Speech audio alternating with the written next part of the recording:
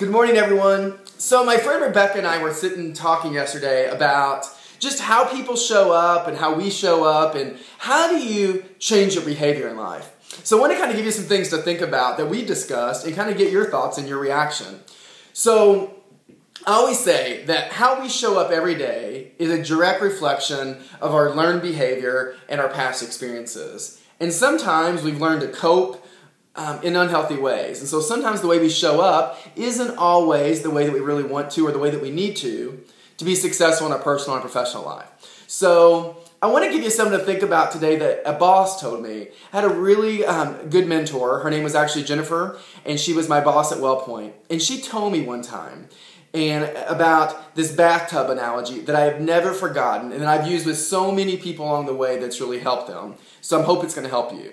So in life, we really have two choices. We can learn to avoid the mess and not deal with the things we need to do, not take accountability. And we see that all the time with celebrities in the world. We see it with Lindsay Lohan. We see it with Amanda Bynes right now. Changing behavior is really hard. And I think that's why so many times it's easier just to avoid it and not deal with it. So when people haven't dealt with relationship issues or how the divorce has affected them, what do? They just avoid the mess, go around it, go right into the next relationship. And they don't think about how the result has impacted how they're going to show up in the next one. Or you quit a job, you get fired from a job. You don't think about how you had to take accountability and responsibility for that. So what do? We avoid the mess and we just go on to the next one. And there's a different way. And she said this to me. She goes, I want you to put yourself in the bathtub and just sit in the feedback for a while.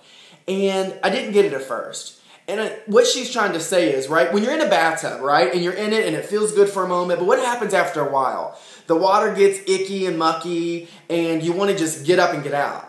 Well, sometimes feedback's like that in our life. People tell us things, they give us information, and a lot of times we don't want to deal with it, right? Or maybe it's too personal or it's hitting too close to home. So we just avoid it. We don't really, we say thank you, but we go around the mess and we don't deal with it.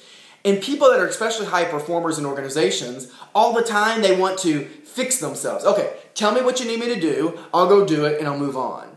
Well, that really doesn't change behavior. It's an empty promise, short-term fix, really generally doesn't create long-term sustainable change. So what she's trying to say is, when you go through something in life, right, whether it's a divorce, whether it's a loss of a job, whether it's something great like a marriage or whether it's something personally or professionally in your life, learn to sit in the mess. Sit in it until you learn the lessons you need to learn so that you can show up better going forward. Because I believe that when you can sit in the mess and you can learn the lessons that you need to learn, then you can actually get up and move through the mess versus going around it and always avoiding it. That's how you create behavior change in your life, right? Learn to sit in your mess, think about it. You don't have to go fix it right away. Just think about it. Be fully present with it and say, what do I need to own and take accountability for so that I can show up better?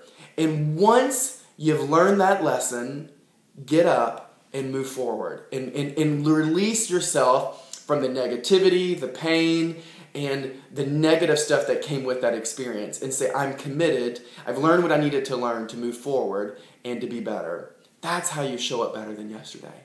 So I hope that gives you something to think about. It's a great conversation with my friend Rebecca, really good feedback from an old coach of mine, and I hope it'll help you with wherever you are in your journey today. So if no one tells you they believe in you today, please know that I believe in you. Learn to sit in your mess. When you can sit in it, then you can get up and move through it. That's how you create change in your life. All right? I look forward to talking to you tomorrow. Bye-bye.